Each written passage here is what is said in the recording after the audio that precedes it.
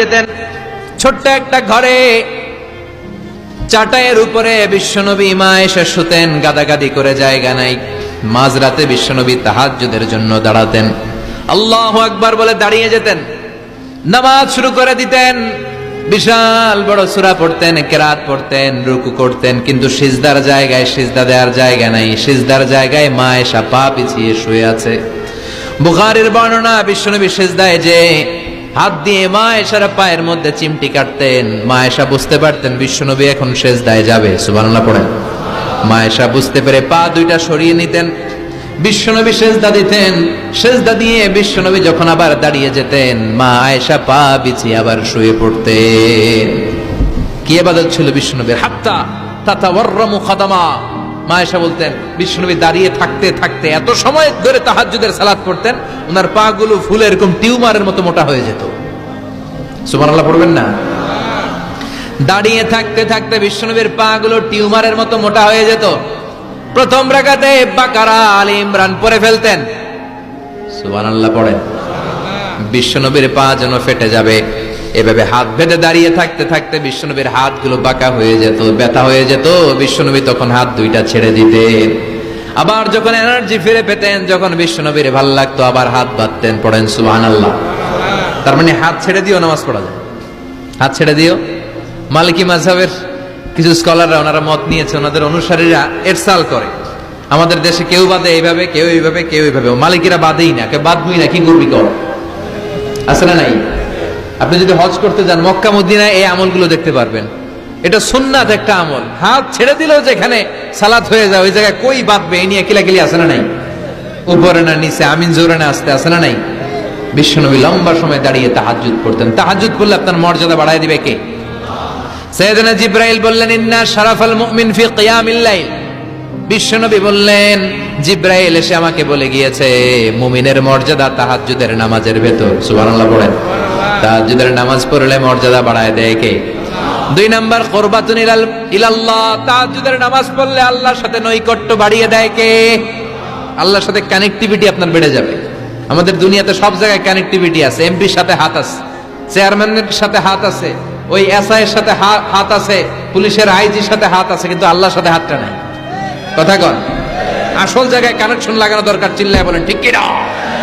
মান লাহুল মাওলা ফালাহুল কুল্লু। যে ব্যক্তি আল্লাহর হয়ে যায়, গোটা বিশ্ব তার হয়ে যায়। যে সব জায়গায় যে ধর্ণা দেয়, আল্লাহর কাছে ধর্ণা দেয় না, তার কোনো মর্যাদা নাই। আর যে ব্যক্তি সব দিক থেকে মুখ ফিরিয়ে আল্লাহর কাছে যায়, গোটা বিশ্বের সবাই তার দিকে তাকিয়ে থাকে। এজন্য সম্পর্কটা লাগাইতে হবে কোন জায়গায়? তার মানে তাহাজ্জুদ পড়লে মর্যাদা বেড়ে যায়, আল্লাহর সাথে সম্পর্ক বেড়ে যায়। বিশ্বনবী বললেন, মানহাতুনা আনিল ইসিম। তাহাজ্জুদের নামাজ পড়লে, তাহাজ্জুদের নামাজ আপনারে পাপ কাজ থেকে বাধা দিবে। সুবহানাল্লাহ পড়ে। তাহাজ্জুদ যারা পড়ে এরা পাপ কাজ করে না। চিল্লায় কোন ঠিক কিনা? 4 নম্বরে মুকাফফিরাতুল লিসাইয়্যাত।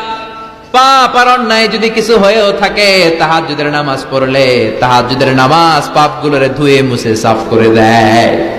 এজন্য তাহাজ্জুদ পড়ার দরকার আছে না নাই? ঘুমের আরবিতে কিছু নাম আছে। ঘুমের একটা নাম হচ্ছে আন-নুআস। নুআস মানে ড্রোজিনেস। বাসে বসে আছেন, বাসও ঝুলে আপনিও ঝুলতেছেন, এরকম হয় না? ঝিমুনি, এটার বলে নুআস। আরেকটা হচ্ছে সামান্য হালকা লাইট স্লিপ, সামান্য ঘুম, এটার বলে পাওয়ার ন্যাপ। হালকা হালকা ঘুম, ঘুমও আসছে, আবার কে যেন কথা বলে ওইটাও শোনা যায়, এরকম ঘুম আছে না নাই? এটার বলে সিনা। আরবিতে এটার কি কয়? সিনা। আরেকটা হচ্ছে ভালো ঘুম, এটার বলে নাউম। এটার কি বলে?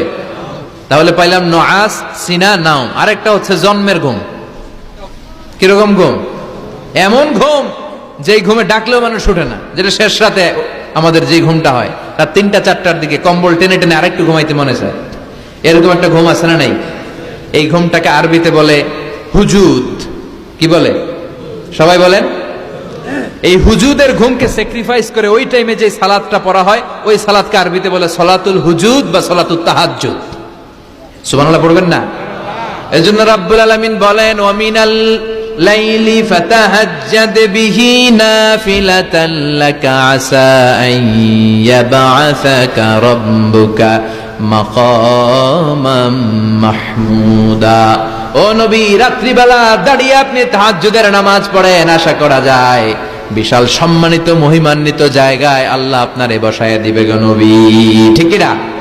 তাহাজ্জুদের সালাত পড়লে মর্যাদা বাড়ায় দেয় কে? মুমিনের বৈশিষ্ট্য, তারা রাত্রিবেলা তাহাজ্জুদের সালাত পড়ে। ইমানদারদের বৈশিষ্ট্য, তারা হলো ফুরসান আন-নাহার রুহবান আল-লাইল। রাত্রিবেলা তাহাজ্জুদের জায়নামাজে কান্নার ঝড় তোলে, দিনের বেলায় ঘোড়া হাঁকিয়ে জিহাদের ময়দানে জিহাদ করে, ঠিক কি না? দিনের বেলায় চলবে কি? জিহাদ। এজন্য বিশ্বনবীর প্রথম প্রশিক্ষণ নিতে বললেন আল্লাহ, কুমিল লাইলা ইল্লা কালিলা। ও নবী, বিশাল মিশন নিয়ে দুনিয়ার বুকে আপনি এসেছেন গো নবী। প্রথম প্রশিক্ষণ যেটা নিবেন, রাত্রিবেলায় দাঁড়িয়ে দাঁড়িয়ে তাহাজ্জুদের প্রশিক্ষণ। বিশ্বনবীর আদেশ করলেন কে? কিসের আদেশ? সবাই কোন, আরো জোরে। ওই মুহূর্তটা তাহাজ্জুদের সময়টা এমন সময়, ইয়ানজিলু রাব্বুনা ইলা সামাইদ দুনিয়া, রব্বুল আলামিন আরশের উপর থেকে দুনিয়ার আকাশে নেমে আসে। নেমে আসে মানে বিশেষ একটা মনোযোগ দেয়, আর দুনিয়াবাসীরা ডেকে ডেকে বলে, গোলাম আলা মিন মুস্তাগফিরিনা গফির আলা। কার ক্ষমা লাগবে ক্ষমা চাও, সব গুনাহ আমি ক্ষমা করে দেব। আলা মিন মুস্তারজিকিন আরজুকালা, কার কি লাগবে আমার কাছে চাও, সব আমি দিয়ে দেব। আল্লাহু আকবার।